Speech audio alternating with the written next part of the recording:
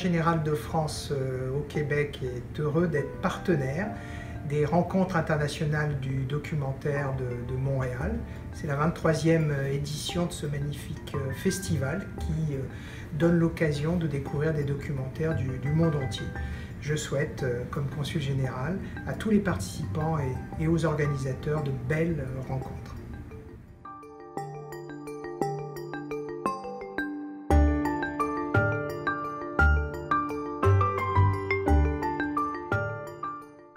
Bonjour à toutes et à tous. Bienvenue à cette 23e édition des Rencontres internationales du documentaire de Montréal. Je suis ravi de vous retrouver à l'occasion des 50 ans de l'Organisation internationale de la francophonie pour une table ronde consacrée à la diversité de la production francophone. Cette activité est présentée avec le soutien du Consulat général de France à Québec. Je m'appelle Yannick Letourneau, je serai modérateur de cet échange. Pour ceux qui me connaissent déjà, pour ceux qui ne me connaissent pas plutôt, je suis producteur et président de Périphéria, une entreprise de production cinématographique que j'ai cofondée il y a 20 ans. La plupart de nos films de ces 10 dernières années ont été majoritairement des coproductions internationales, ce qui nous permet de produire au Québec des œuvres originales que nous aurions de la difficulté à produire autrement. En documentaire, il y a eu récemment des films comme Gulistan, Terre de Rose de Zané Achiol et Rouge-Gorge de Marie-Pascale Dubé. Et en fiction, des longs-métrages comme X500 de Juan Andrés Arango, une coproduction avec la Colombie et le Mexique, et La Nuit des Rois de Philippe Lacôte, première coproduction entre le Canada et la Côte d'Ivoire avec la France et le Sénégal, qui va représenter la Côte d'Ivoire dans la course aux Oscars, et on en est très fiers. Pour ceux qui aimeraient découvrir ce film dont je suis pour découvrir La Nuit des Rois, il sera projeté en première québécoise en préouverture du festival Cinémania à Montréal le 4 novembre prochain. Donc, je vous invite à le regarder. Je suis maintenant heureux d'introduire nos panélistes invités, Amandine Gay, Myriam Charles et Hicham Falla. Bonjour à vous. J'aimerais que vous preniez chacun un court instant pour vous présenter, en commençant par Amandine. Bonjour à toutes et à tous. Je suis ravie de participer à ce panel. J'espère que tout le monde va bien. Donc, je m'appelle Amandine Gay, je suis réalisatrice de documentaires. Peut-être que dans quelques temps, je vais passer aussi à la fiction. Je suis aussi auteur, donc là je travaille sur mon premier essai autobiographique et pour l'instant j'ai uniquement participé à des ouvrages collectifs, donc un autour de l'écologie qui s'appelait ce que nous devons à la ZAD, Mauvaises herbes, ce que nous devons à la ZAD. Un recueil de textes de personnes adoptées en anglais qui s'appelle donc Black Anthology Adult Adoptees Reclaim the Narrative. Et puis j'ai aussi rédigé la préface de la première traduction française de Ne suis-je pas une femme de Bell Hooks. Et donc mes centres d'intérêt sont le cinéma, l'afroféminisme et la justice reproductive. Et donc mon deuxième documentaire est désormais terminé. Il s'appelle Une histoire à soi et c'est un film d'archives sur l'adoption internationale, donc le portrait de 5 personnes adoptées qui sont aujourd'hui adultes. Et mon premier, pour lequel j'avais eu la joie et la chance de recevoir le prix du public au RIDM en 2017, s'appelle Ouvrir la voie. Et c'est un film d'entretien, comme un film de tête parlante, qui donne la parole à 24 femmes françaises et belges noires qui parlent de leur vie. Et donc, je vous propose qu'on regarde tout de suite le trailer.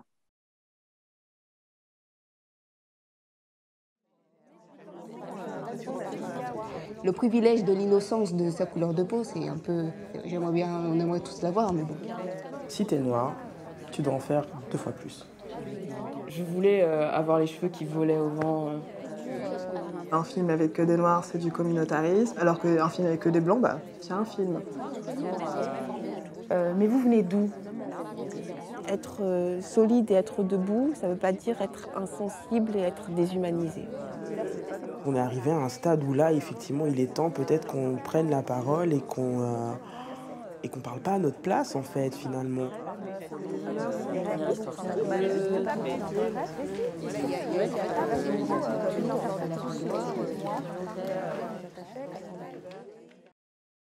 Amandine, j'aimerais savoir ton nouveau film, j'oublie le titre, pardon, va être disponible quand? Quand est-ce qu'on pourra le voir? Alors, Une histoire à soi va sortir au premier trimestre 2021 en France, mais comme nous sommes dans le processus, nous avons donc postulé à Sundance, à la Berlinale et à Rotterdam. On espère qu'on sera pris dans un des trois, et donc la réponse à ces festivals va déterminer la date de sortie en salle en France. Merci beaucoup. Myriam? Bonjour à vous, mon nom est Myriam Charles. Je suis réalisatrice principalement de courts-métrages expérimentaux, de documentaires et de fiction.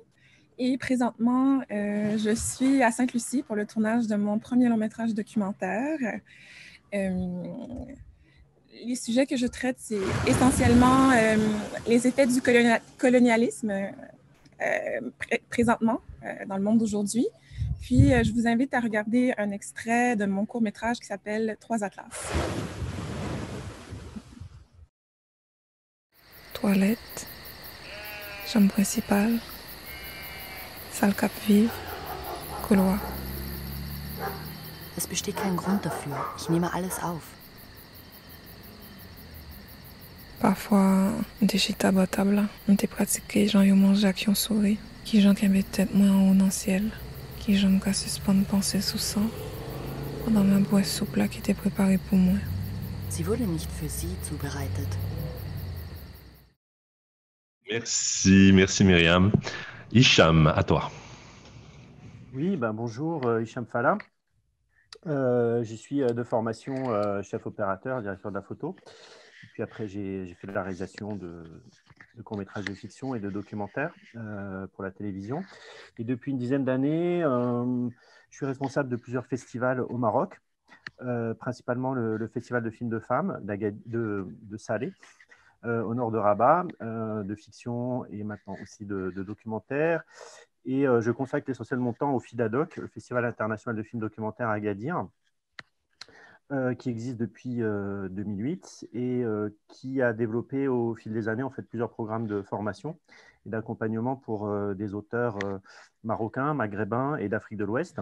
La Ruche documentaire pour les jeunes étudiants marocains, une résidence d'écriture panafricaine qui accueille depuis 2012 des auteurs de différents pays africains.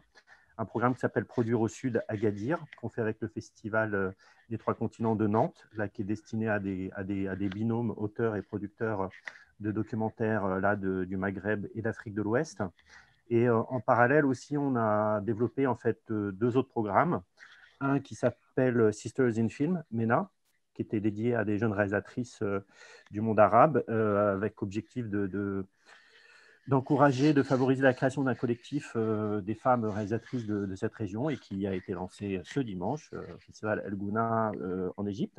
Et Sentou, qui est un programme vraiment original qui a été lancé l'année dernière, en fait, à l'initiative de la directrice du Centre du cinéma tunisien, il y a 2 ans, qui était avec l'idée de faire un programme d'aide au développement de films. Alors là, c'est de la fiction et du documentaire, et qui soit d'abord soutenu et accompagné par les centres du cinéma africains. Donc, la première édition, c'était avec 6 pays, et cette seconde édition qu'on est en train de mettre en place avec 7 pays, et avec l'objectif justement de pousser les centres du cinéma des pays africains à investir sur l'étape du développement, qui est une étape qui est souvent, qui n'existe pas dans les fonds nationaux quand fonds national il y a.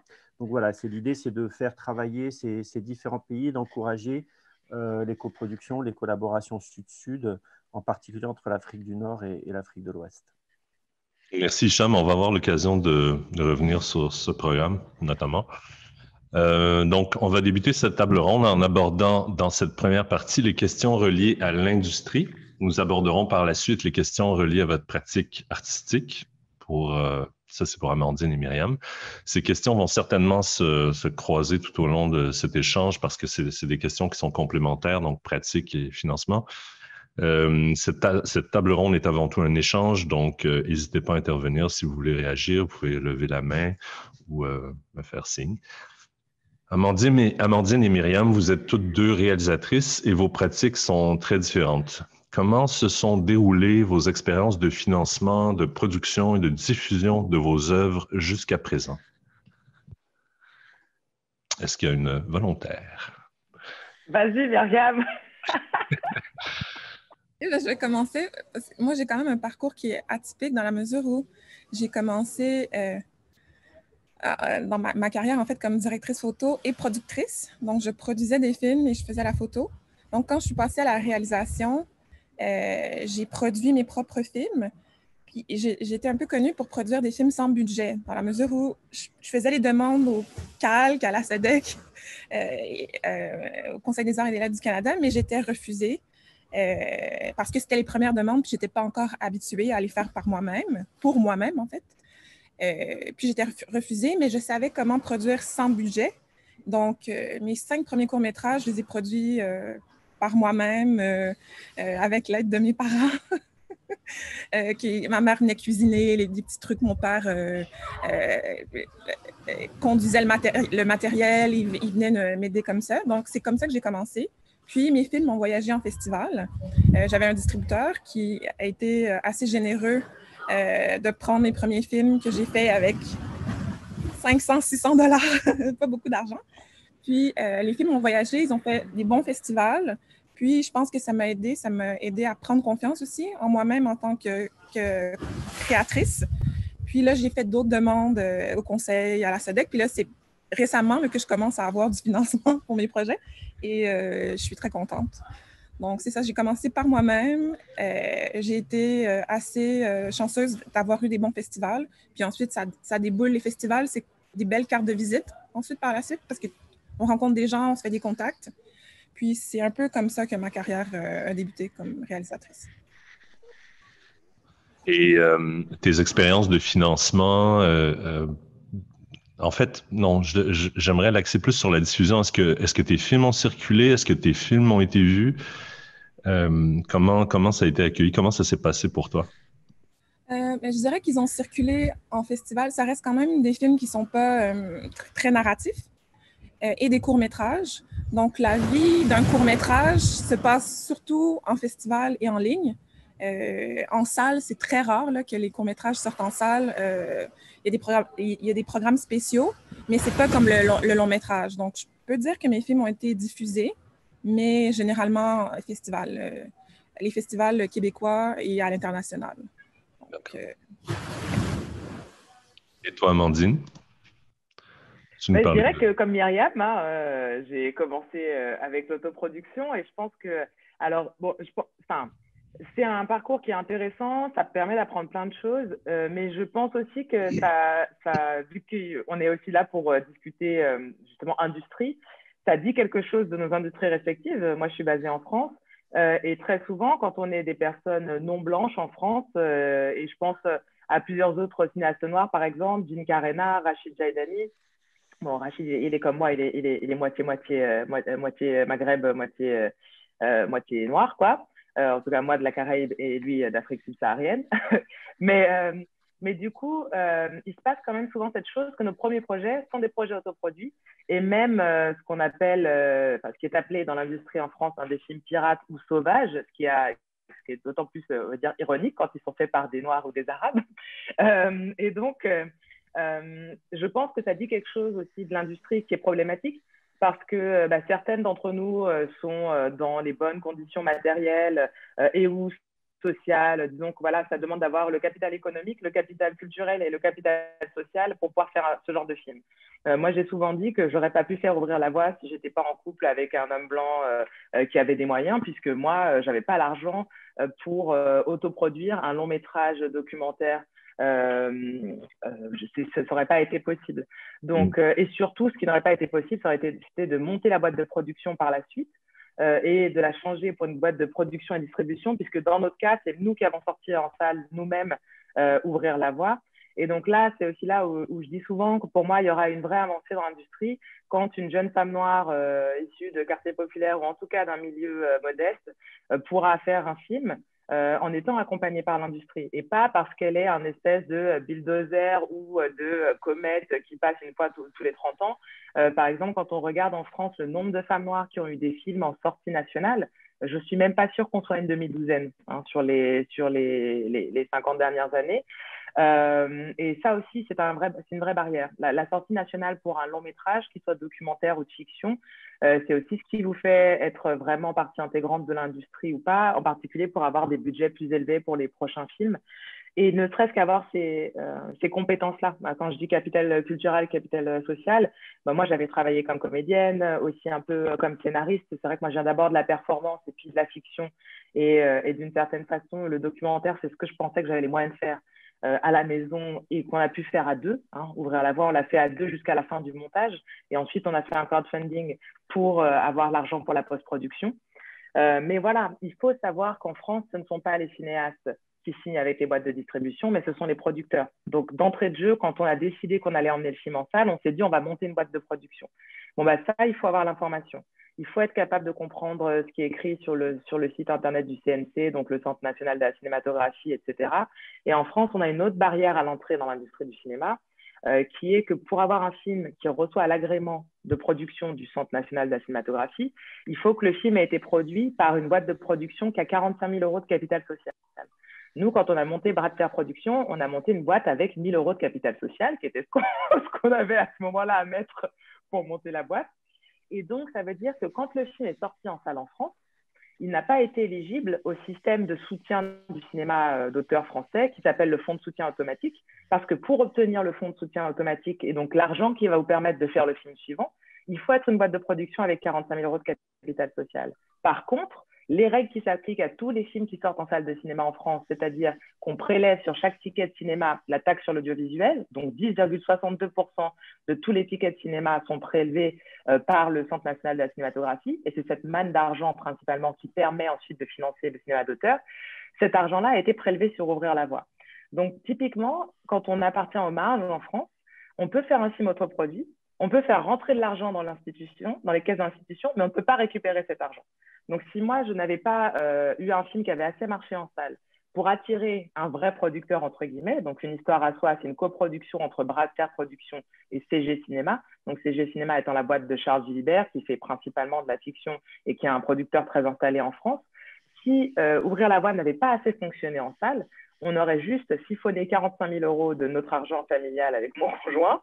Et je n'étais pas certain que je puisse continuer par la suite parce qu'on a pu le faire une fois, mais je ne pouvais pas le refaire. D'ailleurs, ni physiquement ni mentalement. Distribuer un film soi-même, ça veut dire aller sur le site internet de l'Association des exploitants de cinéma français, leur envoyer, faire un spamming de tous ces cinémas indépendants, les appeler jusqu'à ce qu'on ait eu 10 salles pour la sortie nationale. Donc ça aussi, c'est des compétences que tout le monde n'a pas.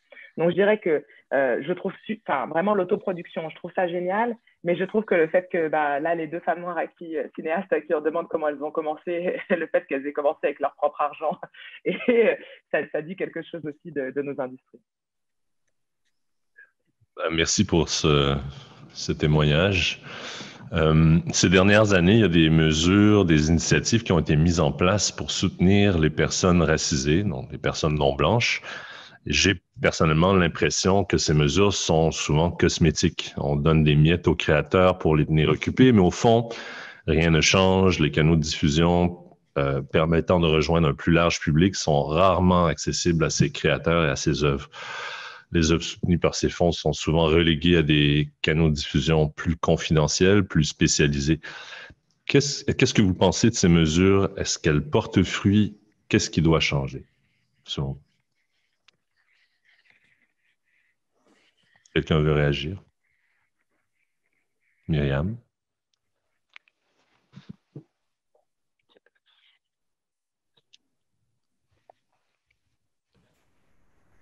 Qui veut commencer? Je peux parler un peu? Mais... Oui. Ah oui, je peux commencer. Que dire là-dessus? Je pense que ces mesures-là sont remplies de bonnes intentions, mais je ne sais pas s'ils ont été pensés avec des personnes racisées, dans la mesure où certains programmes ont tellement de barrières à l'entrée qu'il y a tellement peu de personnes qui peuvent appliquer. Puis ensuite, je me demande à qui ça sert, en fait. Si je peux prendre l'exemple du programme qui a été lancé par Téléfilm Canada récemment. Lequel? C'était pour les créateurs racisés, en fait, en développement, qui est un bon programme sur papier, mais qui... La création du bureau pour les personnes noires, pour les créateurs noirs? Non, c'est une bourse de développement pour les créateurs racisés. Il faut que la boîte de production soit... le propriétaire soit une personne racisée et qu'il ait produit un long métrage de fiction qui soit sorti en salle durant les 5 dernières années. Donc, au Québec, on s'entend qu'il n'y en a pas beaucoup qui peuvent appliquer. En fait, il n'y en a presque pas. Donc, moi, je me demande... Ça me donne ma main.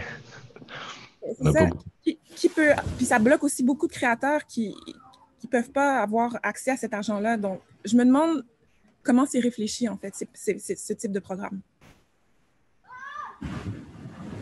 Amandine, est-ce que tu voudrais réagir? Ça me fait penser, l'exemple que donne Myriam, ça me fait penser à une autre chose aussi qui s'est passée en France. Donc moi, je suis membre du collectif 50-50 pour 2020, qui est le collectif pour la promotion de l'égalité femmes-hommes dans l'industrie du cinéma français. Et on avait, l'an dernier, une de nos tâches, c'est qu'on voulait créer un annuaire des professionnels, alors racisés. Bon, dans le contexte français, c'est très compliqué, donc c'est devenu un annuaire des professionnels du cinéma. Parce qu'on voulait pas, parce qu'on n'a pas réussi à trouver un consensus sur le fait de dire que c'était un annuaire que pour qu'on puisse. En général, ce qui se passe beaucoup en France, c'est que quand on dit oui, ce serait bien que vos équipes techniques soient plus mixtes, racialement, etc., on vous répond, mais on ne sait pas où trouver les gens. Et du coup, moi, j'en avais vraiment assez qu'on nous réponde ça. Et je disais, faisons un annuaire. Comme ça, la prochaine fois qu'on nous dira « je ne sais pas où trouver des personnes », c'est un annuaire autodéclaratif, on ne force pas les gens à s'identifier. Mais si vous êtes, je ne sais pas moi, une mixeuse asiatique, eh ben, vous pouvez vous mettre dans l'annuaire, vous pouvez dire à quel groupe vous appartenez. Et donc, si quelqu'un veut faire travailler des femmes racisées à des postes techniques, on peut vous trouver. Et en fait, ce qui s'est passé, c'est qu'au-delà du fait qu'on n'ait pas réussi à communiquer sur le fait que c'est un annuaire pour favoriser l'emploi des personnes racisées, ont été mis en place des critères, des barrières à l'entrée, en fait, comme l'a dit Myriam. C'est-à-dire que pour pouvoir s'inscrire, il fallait être un technicien ou une réalisatrice racisée qui avait à son actif 2 films qui étaient soit sortis en salle, soit qui avaient fait un certain nombre de festivals de catégorie A. Et donc, moi, en tant que membre du collectif, puisque je n'avais à mon actif qu'un seul documentaire sorti en salle, moi-même, je ne peux pas rentrer dans l'annuaire que j'ai contribué à créer. Bon, j'étais bien entendu pas d'accord sur les barrières à l'entrée qui ont été choisies pour cet annuaire. Et donc, je pense qu'effectivement, ce point-là, il est essentiel. Quand on parle de faire rentrer des personnes dans l'industrie, etc., si ce n'est pas pensé en amont avec ces personnes-là, et qu'on recrée des barrières à l'entrée qui sont celles qui sont déjà en place, quand je disais, voilà, les 45 000 €, mais qui en France peut d'entrée de jeu montrer une boîte de production avec 45 000 €? Ça, c'est une barrière à l'entrée. Et donc, je pense que voilà, il y a vraiment tout un travail à faire et aussi qu'il ne doit pas être un travail gratuit. Parce que ce qui se passe souvent aussi, c'est que quand après on veut monter des initiatives, quand on sollicite les personnes racisées ou n'importe quelle autre minorité pour leur expertise, ces personnes-là ne sont pas rémunérées, alors qu'elles sont déjà les plus précaires. Donc, si on contribue à monter des projets, des programmes, etc., des bourses, ça doit aussi être considéré comme un travail et pas juste comme un engagement militant, parce que sinon, on se retrouve à toujours plus précariser celles et ceux qui sont encore plus précaires. C'est intéressant. Moi, ça me fait réfléchir. Et Myriam, je rebondis un peu sur ce que tu as dit tout à l'heure. Moi, parfois, puis de l'extérieur, mais aussi comme quelqu'un qui collabore avec des personnes non blanches, j'ai l'impression qu'il y a le système, hein, le statu quo, et que pour justement taire ou en tout cas se donner bonne conscience, on crée des fonds comme ça pour des créateurs noirs et ça fonctionne un petit peu en circuit fermé. Donc, on ne voit pas ces œuvres-là diffusées sur nos écrans de télévision, dans les salles de cinéma. C'est comme si toutes ces œuvres étaient reléguées à des petits festivals plus obscurs, plus discrets, tout ça, ou des festivals plus ethniques, genre Festival du film Black de Montréal. Et que malheureusement, ces œuvres-là restent dans cet univers-là, puis sont très peu vues par des personnes non blanches comme moi. très peu accessible et que tout ça ne favorise pas la professionnalisation, le développement des auteurs, la diffusion des œuvres à de plus larges segments de la population. Je serais curieux de vous entendre là-dessus.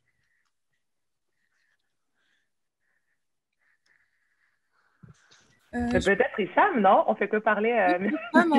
Moi. Pas entendu. Tu m'as pas entendu? Ah non, je veux dire, peut-être Hicham veut s'exprimer là-dessus. Pas forcément directement là-dessus, mais je ne sais pas si on parle de la francophonie. Je parlais de l'espace québécois canadien en particulier, parce que c'est ce que je connais, mais tu peux parler de la réalité française. C'est-à-dire que, non, ce que je veux dire, c'est ce dont vous avez parlé avant, les exemples dont vous avez parlé. Moi, je travaille sur le Maghreb et sur l'Afrique de l'Ouest. Et d'autre part, c'est vrai, j'ai eu l'expérience pendant un certain nombre d'années en France, travailler dans certains collectifs, des associations d'auteurs comme la SRF, comme la CID, et où il y a une quinzaine d'années, effectivement, il y a toute une génération de cinéastes en créant des collectifs, en montant des ateliers, etc., qui ont permis à ce qu'aujourd'hui, ces dispositifs, cette visibilité pour les minorités soit plus importante. C'est aussi le travail de toute cette génération de cinéastes, de jeunes professionnels, j'allais dire, qui ont mis les mains dans le cambouis et qui, à 10-15 ans, voilà, sont débrouillés. Alors, eux, vraiment, absolument sans aucune aide. Et je me souviens avoir fait des réunions au CNC pour les aides au court-métrage, pour un certain nombre de choses, où, justement, on pointait déjà ce manque de diversité dans le soutien qu'il y avait à l'avance sur recette, au court-métrage, au premier film, ça. Et à chaque fois, effectivement, on s'est battu. Mais tout ça, c'est le fruit quand même d'un combat depuis 10-15 ans, de différentes générations de professionnels qui, chacun où il est, voilà, où il était, où il est, à essayer de faire avancer les mentalités, de pointer les choses. Après, oui, non, ce que je voulais, c'est vrai que c'est que la très grande majorité des jeunes, que ce soit pour le Maghreb, l'Afrique de l'Ouest que je connais, sont à 10 000 kilomètres des questions dont vous êtes en train de discuter. C'est-à-dire que la seule chose qu'on peut retrouver, c'est effectivement que quand il y a une industrie, il y a certains pays où il en existe une, il y a toujours ces barrières, les gens qui sont à l'intérieur de la forteresse, et évidemment qui n'invitent pas les jeunes, les gens venant de milieux modestes, etc., en leur disant « welcome », en leur ouvrant la porte et « venez croquer au gâteau », etc. C'est évidemment quelque chose qu'on retrouve dans tous les pays, dans tous les pays où il y a déjà une industrie ou un embryon d'industrie, et puis après, il y a plein de pays où il n'y a strictement rien du tout.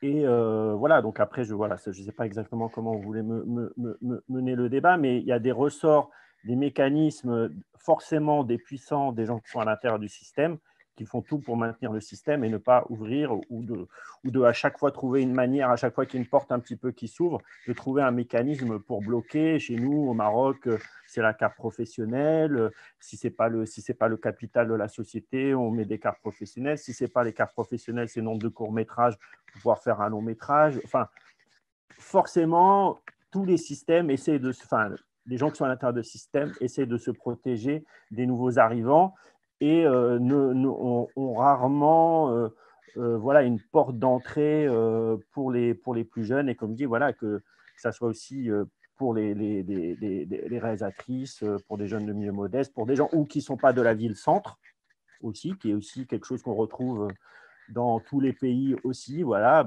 au Maroc, c'est Casablanca, Rabat, et puis ceux qui sont en dehors des grands axes, pour eux, où il n'y a pas de formation, pas d'accès au film, ou de pouvoir rencontrer des professionnels qui vont être un petit peu leur guide, les aider, un petit peu leur donner un peu les règles du jeu.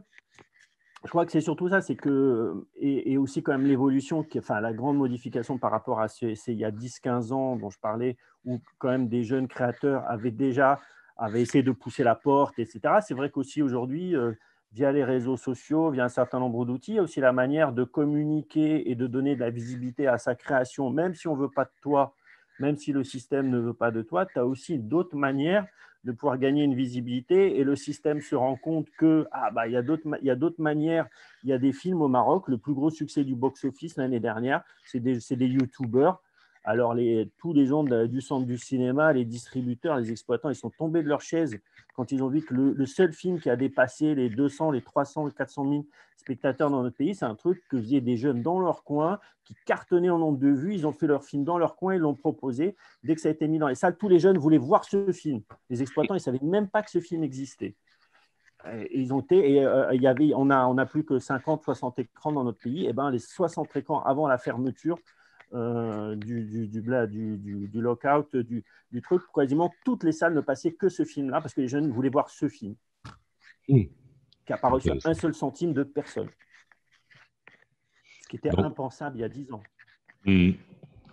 Mais j'ai l'impression souvent que, puis ça, c'est une expérience vécue, c'est-à-dire que je produis des films africains réalisés par des gens de la diversité, puis dès que je présente ces projets-là, que ce soit un auteur noir ou latino, arabe, tout de suite, le préjugé, c'est que ça va être un film communautaire qui va ne parler qu'à un certain segment de la population, ce qui est complètement faux.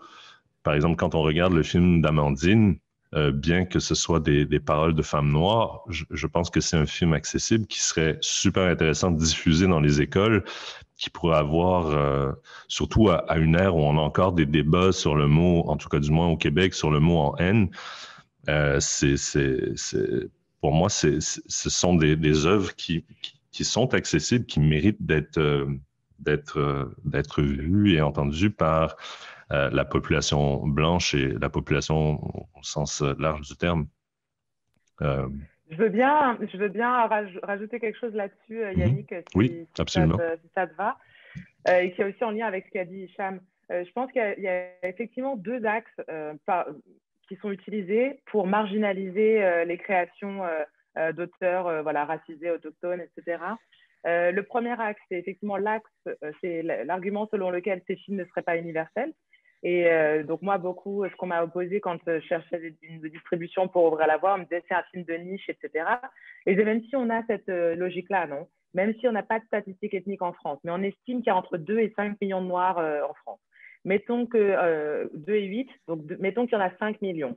5 millions, ça devrait déjà être considéré, même si mon film ne pouvait être vu que par des Noirs, ça devrait déjà être considéré comme une assez grosse niche pour s'y intéresser.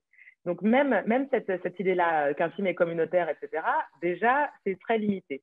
Mais en plus, ce qui est particulier, c'est que moi, je suis quelqu'un qui a appris à aimer le cinéma en voyant principalement des personnes blanches à l'écran, parce que moi, j'ai grandi en France, dans une famille blanche, etc. Donc, si moi, je suis capable de m'identifier à des héros, même d'ailleurs souvent des hommes blancs, plus que des femmes blanches, pourquoi est-ce que l'inverse ne serait pas possible? Donc là, c'est vraiment un énorme travail de fond qu'il y a à faire avec le groupe majoritaire quand on est dans des pays majoritairement blancs. Je pense aux pays occidentaux, vu qu'on a une discussion dans la francophonie, effectivement, les choses sont encore différentes si on est au Maghreb. Mais dans les pays occidentaux blancs, majoritairement blancs, il y a tout un travail à faire d'éducation du groupe majoritaire sur effectivement la compréhension de ce qu'est l'universel. Et que le groupe majoritaire n'est pas l'universel, il est juste un particularisme hégémonique. Voilà. Ça, c'est la première chose. Et la seconde, c'est effectivement qu'il y a quand même une tendance à ce que tu disais sur les festivals, c'est-à-dire qu'on va éventuellement créer des fonds pour que les auteurs racisés émergent, mais ensuite, on va les envoyer, pas vers les festivals de catégorie A, mais vers des festivals communautaires, etc. Et il y a ça, et il y a la stratégie qui consiste à créer des fonds parallèles qui sont moins bien dotés. Moi, ce que je dis souvent, c'est que je ne veux pas l'argent d'image de la diversité, je veux le vrai argent qui est celui de l'avance sur recette. Parce que ça, c'est quelque chose qu'on retrouve beaucoup dans l'industrie du cinéma français, c'est-à-dire que oui, il va y avoir des fonds, mais quand on regarde la dotation, je crois que Image de la diversité, et de toute façon, en plus, c'est conditionné au fait d'avoir eu d'autres aides. Donc ça, c'est un des gros problèmes de barrière à l'entrée, comme disait Hicham, qui existe dans tous les pays. En France, avec le CNC, c'est qu'un certain nombre d'aides, il faut déjà avoir eu d'autres aides du CNC pour les obtenir. Mais même si elles sont autonomes, les critères et le fonds de dotation, c'est entre 200 000 et 300 000 euros ce qu'on peut avoir à l'avance sur recette, et c'est autour de 20 000 ce qu'on peut avoir à Image de la diversité. Alors bon, 20 000, c'est mieux que zéro, mais ce n'est pas exactement ce qui va permettre de pousser très très loin la production. Et donc je pense que là, l'enjeu, on le voit beaucoup, et d'ailleurs pour les personnes que ça intéresse, sur le site de 50-50, le collectif, il y a beaucoup de statistiques, alors là sur le genre, sur la différence de parcours pour les femmes réalisatrices par rapport aux hommes. Et ce qu'on voit, c'est que dans un pays comme la France, où il y a beaucoup de femmes qui font des premiers films, les réalisatrices disparaissent au deuxième film, qui généralement coïncide en termes d'âge au moment où se fondent les familles. Donc en fait, quand les femmes font un premier enfant, les hommes font un deuxième film, si on veut caricaturer. Mais surtout, un des plus gros écarts qui existent en France, c'est l'écart des budgets de films entre le premier et le deuxième, et l'écart de la fréquence à laquelle les femmes font des films par rapport aux hommes. Et donc tous ces détails, on va dire, économiques, sont aussi très importants pour comprendre les carrières des femmes. Alors, si en plus on est une femme racisée, etc., on va se retrouver avec des budgets inférieurs de 10 fois à ce que vont avoir des hommes blancs et sur des fréquences où on va voir qu'effectivement, certaines femmes noires vont mettre 9 ans entre chaque film qui sort en sortie nationale. Donc ça aussi, ça pose, voilà, c'est des questions qui doivent être adressées, c'est-à-dire on va dire un volet plus qualitatif de l'égalité. C'est-à-dire qu'on travaille souvent un peu sur le côté quantitatif, on va essayer d'atteindre la parité, on va essayer d'avoir 20% d'auteurs racisés, mais en fait, si on a 20% de cinéastes racisés qui se retrouvent avec des budgets de films à 80 000 $ pour faire un film tous les 9 ans, c'est pas ça l'égalité non plus, quoi. En effet. Excusez-moi. Hicham, est-ce que tu nous as parlé un petit peu dans ton introduction du festival de Philadoc. Est-ce que tu pourrais nous parler plus précisément des initiatives mises en place par ton festival, notamment Sentou? Tu en as parlé un peu tout à l'heure. Sentou, ce n'est pas directement notre festival. Comme je t'ai dit, c'est plus les centres du cinéma, et en particulier celle qui était la directrice du CNC il y a 2 ans, Sheraz Ateri. Et sa réflexion, c'était, elle vient pas du tout du cinéma. Et d'ailleurs, ça, c'est très intéressant. D'ailleurs, quand quelqu'un qui ne vient pas du cinéma, mais qui a une tête bien faite, arrive à la tête d'un organisme, il réfléchit les questions en dehors de questions de copinage ou de ce qu'il sait déjà de l'industrie. Et donc, elle a une attitude, elle est ingénieure en informatique, elle a une attitude très rationnelle par rapport au paysage. Et au niveau de l'international, elle s'est rendue compte qu'elle signait des accords de coopération avec, en particulier, l'Italie avec la France, pour des fonds de coproduction entre la Tunisie, son pays, et des pays européens. Et voilà, on avait sympathisé parce que je lui avais parlé un petit peu des initiatives qu'on faisait, dont Produire au Sud. Et elle m'avait dit, mais comment ça se fait qu'un pays comme la Tunisie ne signe pas d'accord, n'a pas d'initiative de coopération avec ses homologues de pays africains, d'autres pays africains? Et c'est là où elle nous a demandé de réfléchir avec d'autres amis cinéastes, responsable, voilà, de différentes manifestations, de réfléchir à qu'est-ce qu'on pourrait lui proposer. C'est là où on lui a dit, voilà, ce moment du développement du projet, parce qu'il y a la dimension écriture, mais il y a aussi toute cette dimension de connaître un petit peu l'environnement dans lequel se produisent les films. Parce que je pense aussi qu'il y a beaucoup de gens qui ne postulent pas. C'est vrai quelquefois il y a des barrières, mais par exemple, je vois dans le monde arabe, on a la chance d'avoir certains fonds où il n'y a quasiment aucune conditionnalité. Et comme Afaq, par exemple, au Liban, qui a permis vraiment à toute une génération de cinéastes du monde arabe qui n'avaient aucun contact, aucune aide, ou même quelquefois avec des très fortes censures dans leur propre pays, d'avoir au moins le minimum pour aller jusqu'au bout de leur projet. Donc, ça veut dire, mais il y a beaucoup de jeunes qui ne sont pas au courant, qui ne connaissent pas ces opportunités. Et il y en a de plus en plus. Donc, souvent, c'est aussi l'accès à l'information, la circulation de l'information, et d'avoir quelqu'un qui un petit peu vous guide, vous accompagne. Donc, c'est vrai que dans cette idée de Sentou, c'était voilà, de créer voilà, un programme d'aide au développement de films assez classique, comme il en existe, avec des résidences d'écriture, mais avec en tout cas comme critère qui était d'essayer que la majorité des financements soient africains et viennent des différents pays, de l'argent public qui viennent des différents pays africains, et aussi dans les accompagnateurs, les encadrants des résidences, ceux qui pensent le programme, l'accompagnement, là où se passent aussi ces manifestations, que ça se passe aussi sur le continent africain. voilà, c'était un petit peu les deux idées philosophiques. Et ce qu'on s'est rendu compte, en fait, dans la première édition, il y avait 2 pays du Maghreb et 4 pays d'Afrique de l'Ouest, c'est qu'en fait, ça a été l'occasion pour les responsables de ces directions de la cinématographie ou centre du cinéma des différents pays. En fait, c'était la première fois que souvent ils avaient l'occasion de discuter entre eux et eux-mêmes de partager leur expérience. Et il s'avère que, comme il faut effectivement qu'il y ait des systèmes d'aide qui existent dans les pays africains pour les cinéastes africains, c'est que très souvent, ils se tournent vers la France, regarder le modèle français ou, je sais pas, belge ou suisse ou pour les pays, je parle là pour les pays francophones, et forcément, c'est totalement décalé par rapport à la réalité financière, l'industrie, plein de choses. Donc là, par exemple, je me souviens de discussions du directeur du centre de cinéma malien qui voulait monter un fonds dans son pays, qui pouvait discuter avec son homologue sénégalais de l'expérience du FOPICA au Sénégal pour voir comment, parce que c'est vrai que les problématiques, quel argent peut mobiliser, la relation avec les politiques, convaincre les élus de l'intérêt de soutenir le cinéma, que ça peut être quelque chose qui va apporter au pays, à l'image du pays, à la visibilité du pays. Bon, ben, il n'y a rien de mieux qu'un autre professionnel qui a les mêmes problèmes avec son ministre, avec ses députés, avec son gouvernement, pour lui expliquer, voilà comment j'ai essayé de présenter les choses, comment on est arrivé, avec évidemment toutes les difficultés que ça peut porter. Donc c'est vrai que Sentu, ils ont pu, au-delà de ce programme dont on a pu faire la première édition, et là on bataille justement pour cette deuxième, parce qu'évidemment la mobilité au sein du continent africain, voilà, beaucoup de problèmes, plus les élections dans beaucoup de pays en ce moment aussi qui rend la situation politique compliquée dans beaucoup de pays.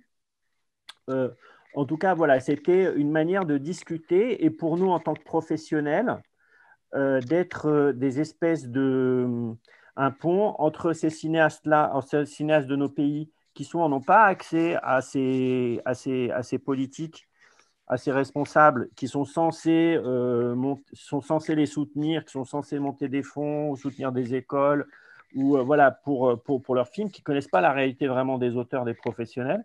Donc voilà, on a essayé, souvent je dis c'est un cadre qu'on a créé, et j'espère que au-delà de cette résidence, de ce fonds d'aide, avec voilà, la difficulté à le faire vivre, à le mettre en vie, surtout c'est que ça a créé un canal de communication et d'échange entre ces professionnels, entre ces responsables de ces fonds, de ces directions du cinéma, pour essayer de partager leur expérience, de réfléchir, parce qu'on ne peut pas monter de fonds.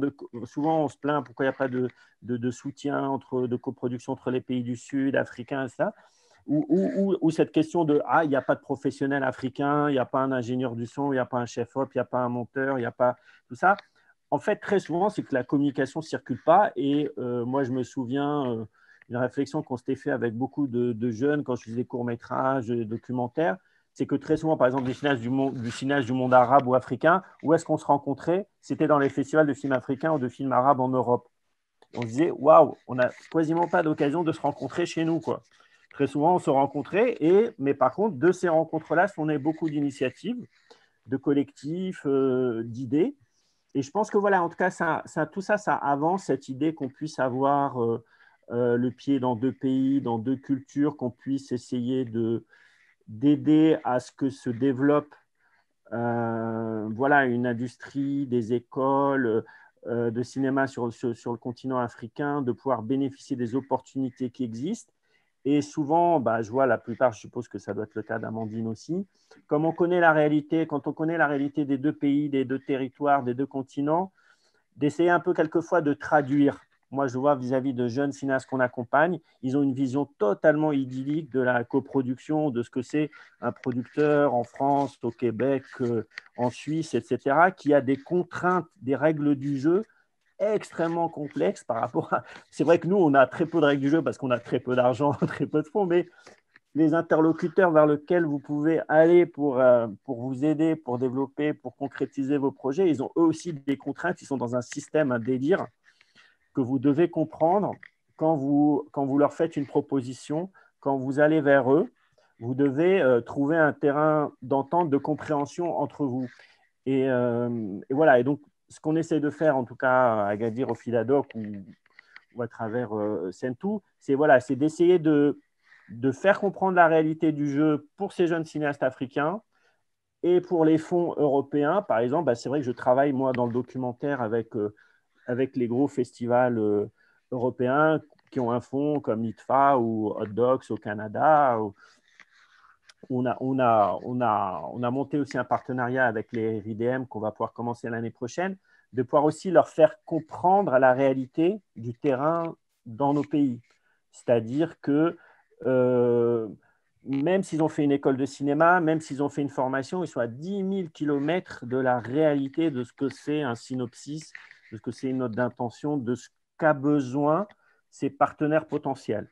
Donc, voilà, nous, ce qu'on essaie de faire là où on est, en tout cas, c'est d'essayer d'être ce pont, d'être un peu de préparer des deux côtés à mieux comprendre la réalité de l'autre, de telle manière que la création puisse se faire dans une confiance, que les gens trouvent un terrain, puissent commencer à discuter et puis éventuellement à travailler, à monter un film en connaissant un peu mieux quelle est la réalité concrète de l'autre, réellement le terrain, l'environnement dans lequel il est pour que ce projet puisse se faire vraiment ensemble.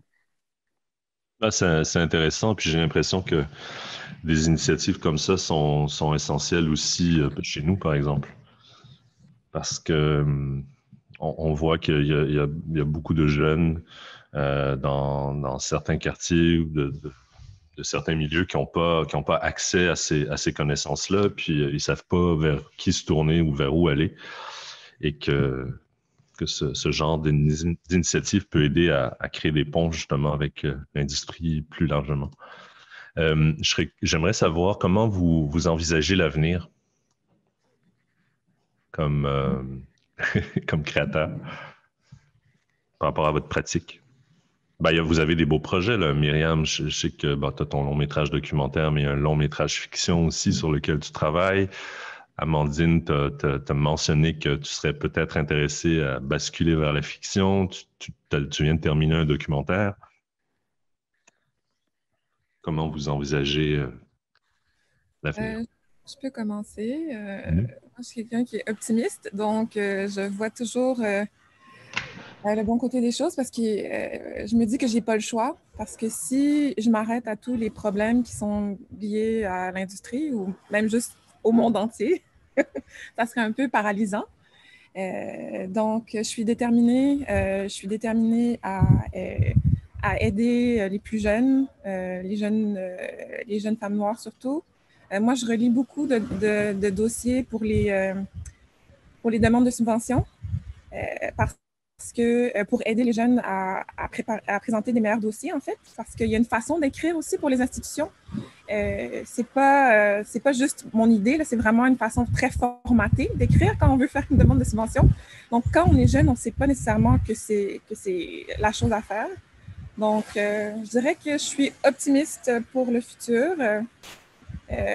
Oui, voilà, c'est ça. Merci. Moi, je suis partagée en deux choses. Je pense comme Myriam que quand on appartient à des groupes qui ne sont pas forcément les plus aidés et les plus populaires sur la planète hors période de pandémie même, on est obligé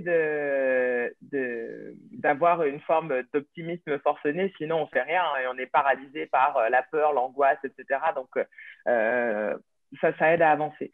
Donc, moi, c'est vrai que j'ai tendance à me dire, aussi parce qu'on a la chance vraiment d'être dans un moment technologique qui nous permet d'avancer.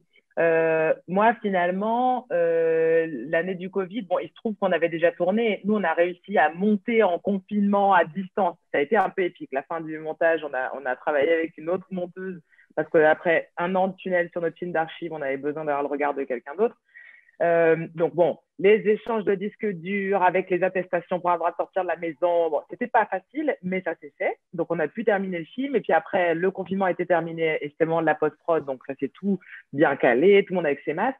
Et là, je veux dire typiquement, ne serait-ce que l'événement d'aujourd'hui, il y a eu une espèce de période de latence entre mars et fin août, je dirais, où tout le monde était un peu, je pense, sous le choc, on s'est demandé comment on allait se réorganiser, etc.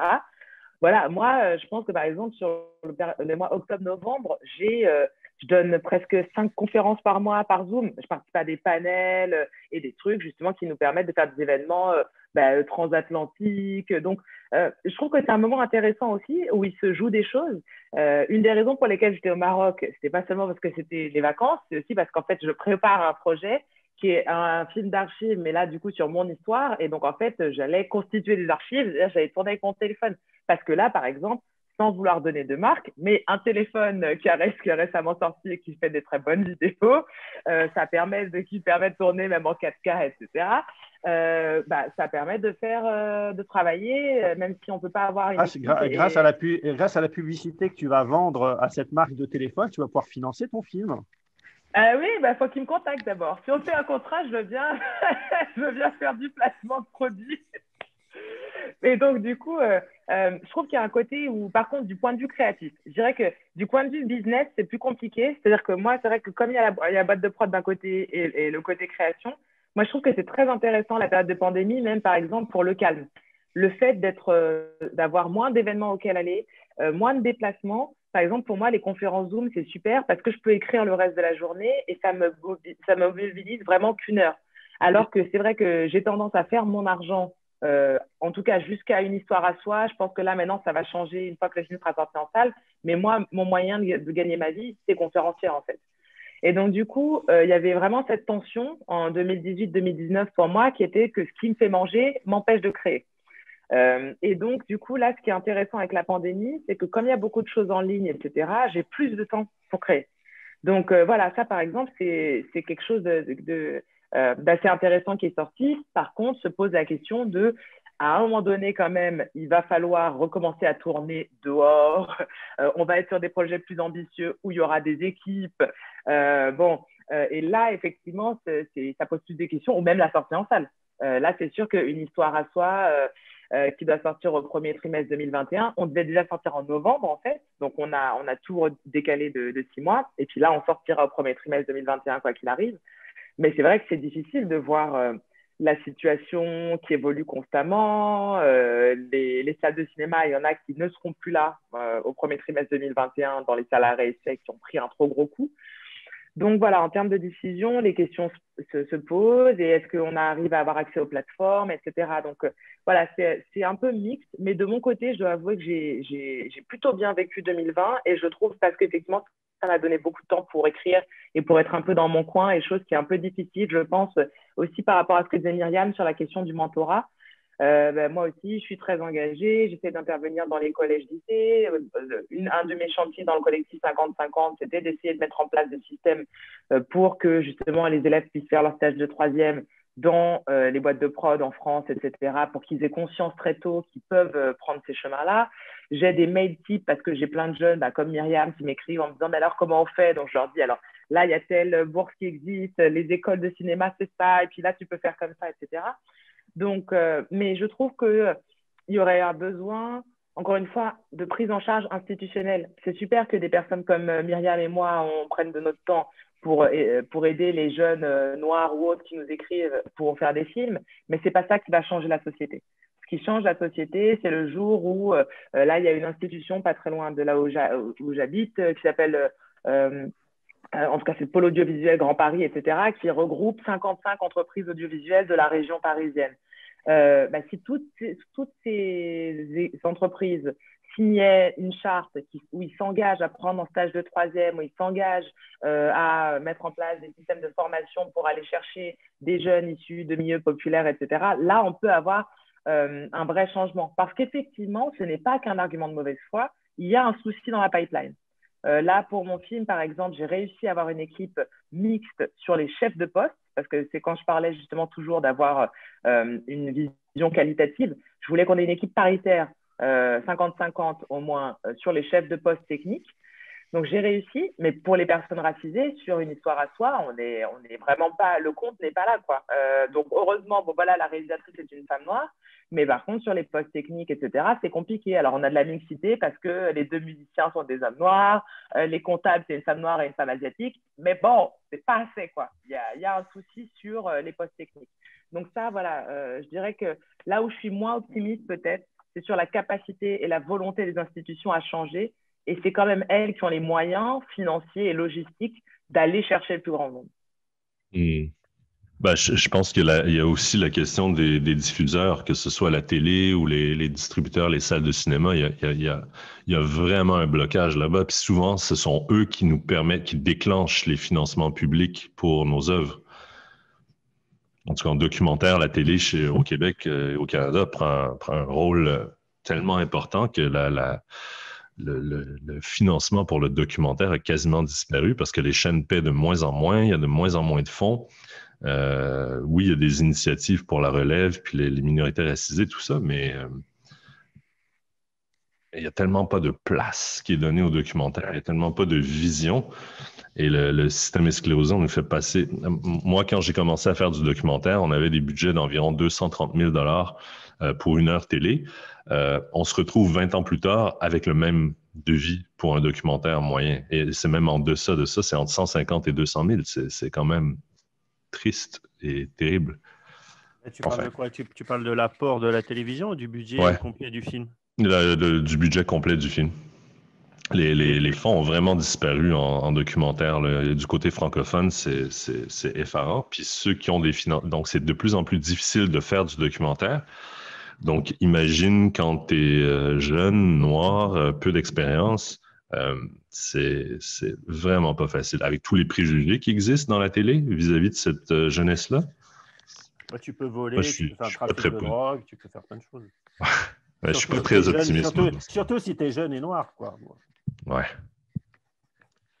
On va passer aux questions liées à la démarche artistique parce qu'il nous reste environ 15 minutes, ou peut-être un peu moins. Myriam, tu développes une pratique qui est ancrée dans un rapport poétique au monde. Est-ce que tu peux nous parler de tes sources d'inspiration littéraires ou autres? Expliquer comment ta démarche incorpore des considérations identitaires et politiques. Je vais essayer de résumer ça rapidement. Donc, je pense que ma première influence, c'est celle de mon père, en fait, qui, quand on était... mon père, c'est quelqu'un qui aime beaucoup, beaucoup lire, mais que quand on était plus petit puis qu'on lui demandait de nous raconter des histoires, il ne prenait jamais un livre, en fait. Des fois, on lui suppliait de « lis-nous un livre », mais lui, de mémoire, il nous racontait des histoires qui ne faisaient pas nécessairement de sens, en fait. La structure n'était pas... début, milieu, fin. Donc, il y avait... Des fois, les personnages étaient sur un bateau, puis tout d'un coup, ils étaient sur une montagne. Donc, il n'y avait pas de lien. Ils ne faisaient pas nécessairement le lien entre les scènes ou les événements qui arrivaient aux gens dans ces histoires. Puis, je pense que moi, j'ai intégré ça dans la manière dont je raconte des histoires. Donc, je raconte des histoires qui sont pas linéaires, qui font un sens pour moi quand je les raconte, mais qui, quand les gens les reçoivent, c'est pas nécessairement la même chose. Sinon, pour les influences littéraires, je pourrais dire Édouard Glissant, qui est un auteur que j'apprécie beaucoup. Un auteur de Sainte-Lucie, Derek Walcott, qui est un poète et dramaturge. Je pourrais en nommer tellement. Je pourrais nommer Maya Angelou, je pourrais nommer beaucoup d'auteurs. Pour ce qui est de la poésie en tant que telle, je pense pas que c'est réfléchi. Quand je commence un projet, je me dis pas je vais intégrer de la poésie, ça vient instinctivement. La façon dont je travaille, d'habitude, c'est que j'enregistre les sons, les voix, la musique, je monte le tout, puis ensuite, je monte les images. Donc, moi, je me repère plus facilement avec le son. Je me dis que si on comprend une histoire juste avec le son, on a plus ou moins besoin des images. Donc, pour moi, tout le travail visuel, ça vient vraiment après. C'est peut-être de ça que naît la poésie, mais je ne pourrais pas dire que volontairement, je veux incorporer de la poésie. Puis, pour ce qui est de la question identitaire, mes histoires, on dirait que je ne peux pas échapper d'une certaine façon à Haïti. Mes parents sont nés en Haïti. Ils ont immigré au Canada dans les années 70. Puis, moi, c'est un pays que j'ai toujours idéalisé. malgré la dictature, malgré tout ce qui est arrivé en Haïti, la corruption, la pauvreté. C'est un pays que j'idéalise beaucoup, consciemment. Des fois, je bloque pas mal de choses. Puis, je pense que j'ai une responsabilité en tant que descendante haïtienne de raconter cette histoire-là. Donc, c'est pour ça que je l'incorpore à tous mes projets. Intéressant.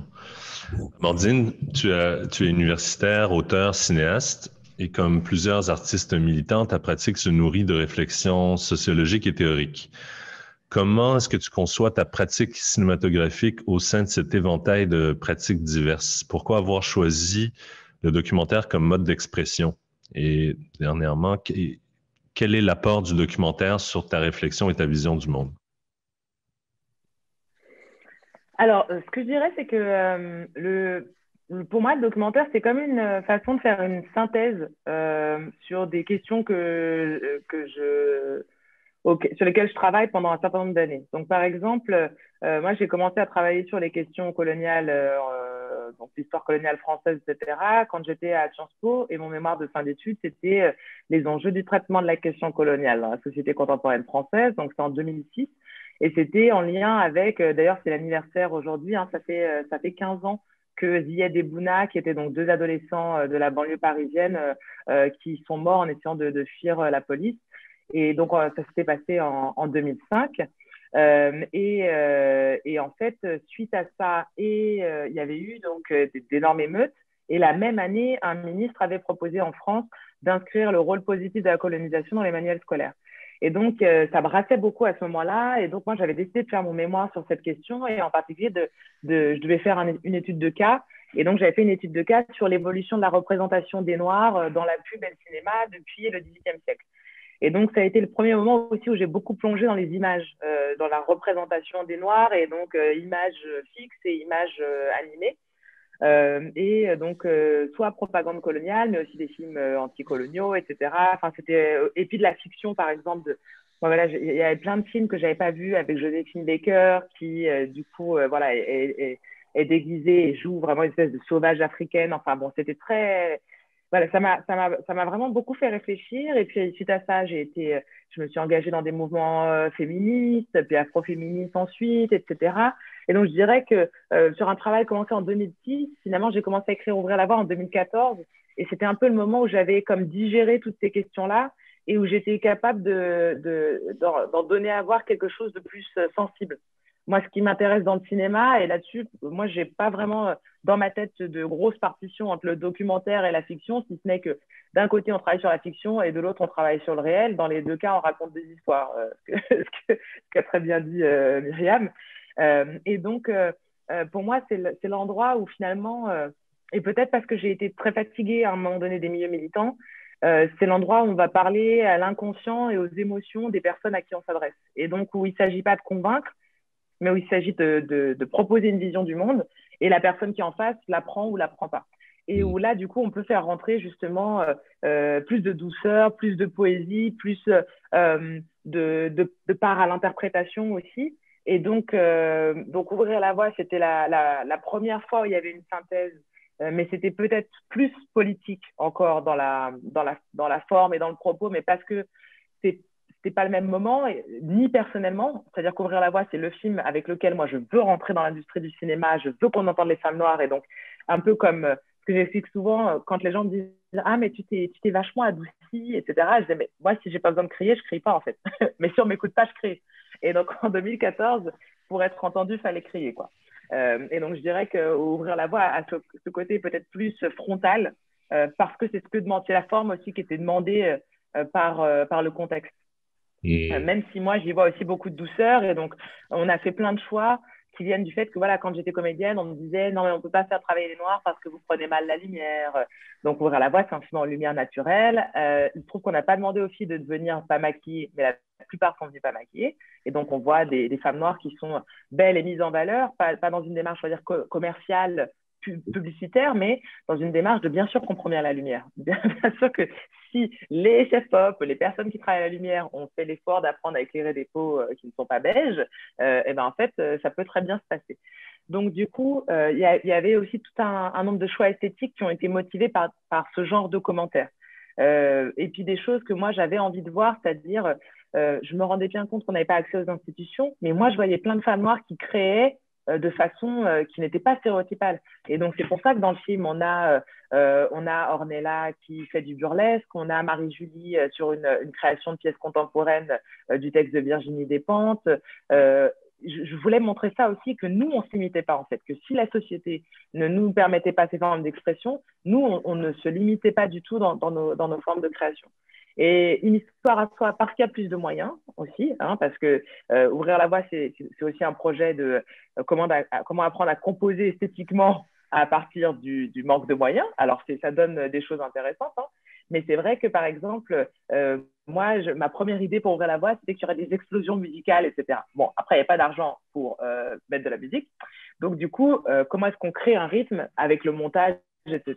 Ça, c'est le travail qu'on a fait avec Enrico Bartucci, de se dire, bon, bah, voilà, comment est-ce qu'on arrive à créer du rythme sans musique, alors qu'en plus, c'est un film où il n'y a que des gens qui parlent pendant 2 heures. Enfin, ouais. Donc, là, il y avait cette chose-là. Une histoire à soi, bon, bah là, on est accompagné d'un vrai producteur, il y a plus de moyens, donc on peut se faire plus plaisir, mais sachant aussi que la forme est réfléchie d'emblée dans cette idée de ouvrir la voie. Ça s'appelle Ouvrir la voie parce qu'il s'agit pour les femmes noires de se réapproprier la narration, et donc on a une forme qui est le film d'entretien, de tête parlante, qui va dans tout ce projet politique de se réapproprier la narration. Une histoire à soi, la perspective du film, c'est donner la parole aux personnes adoptées, mais c'est surtout comment est-ce qu'on arrive à se recréer une identité, comment est-ce qu'on arrive à créer ses propres images quand on vient d'une histoire de la perte, entre guillemets, et de l'absence d'accès aux informations, puisque quand on est adopté, moi je suis née sous X, dans le film c'est des personnes adoptées internationales, mais ce qui nous manque beaucoup, ce sont les archives. Et du coup, on choisit la forme du film d'archives pour raconter l'histoire des personnes adoptées, parce qu'encore une fois, c'est la forme qui fait le plus écho à ce dont il est question dans le film, les traces du passé, avoir accès à son histoire, à ses origines, etc. etc. Mais c'est sûr qu'un film d'archives, ce n'est pas le même budget. Donc là, c'est parce qu'on est produit qu'on peut se permettre d'aller chercher, puisqu'il s'agit de mixer les archives de nos personnages. Donc on a tout ce qui est leur Super 8, leur VHS, les photos de famille, les dessins d'enfants, etc. Et du discours, on va dire, plus grand public, sur l'adoption, qui là vient plutôt des JT, des journaux télévisés de la télévision. Et donc ça, c'est des choses qu'il faut payer.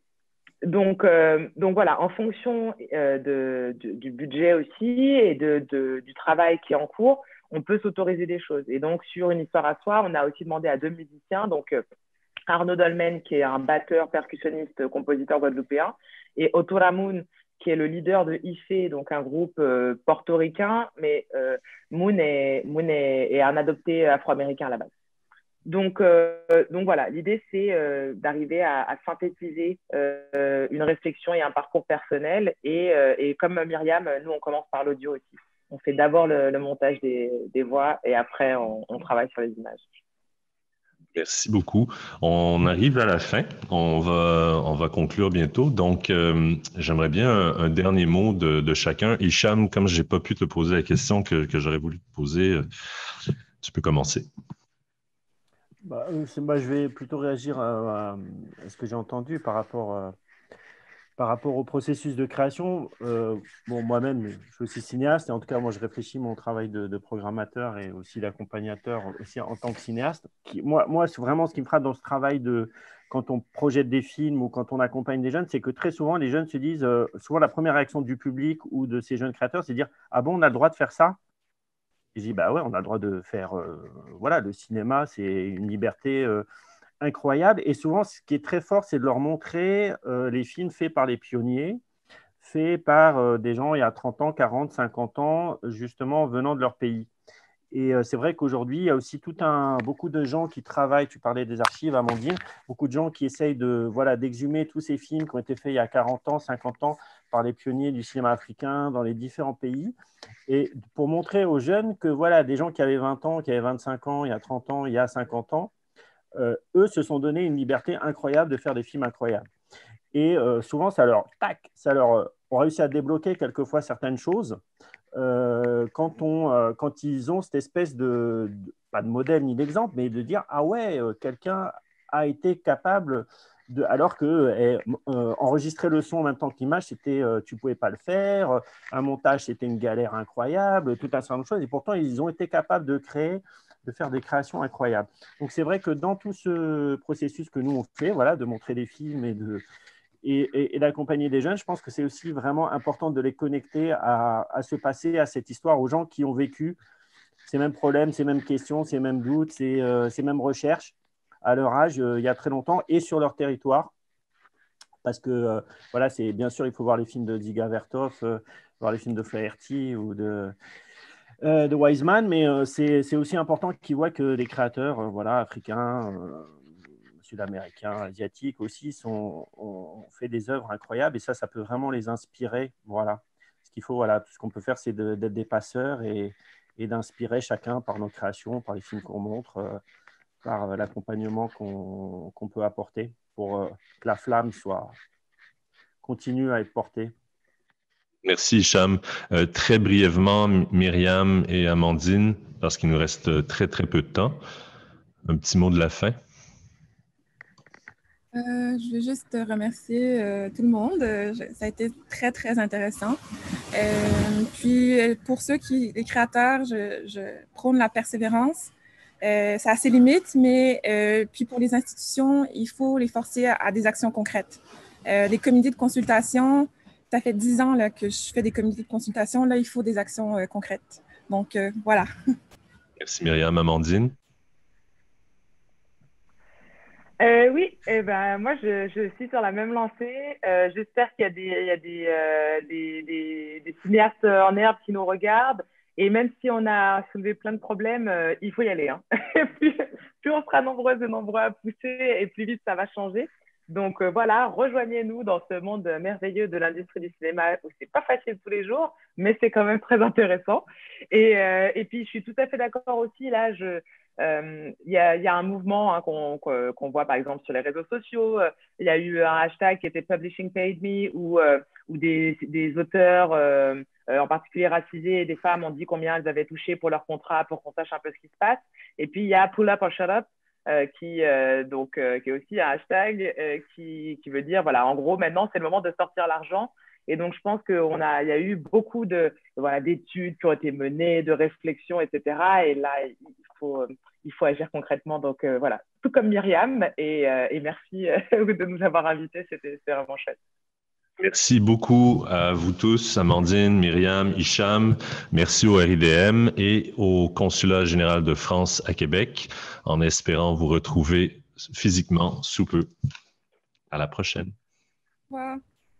Au revoir. Au revoir.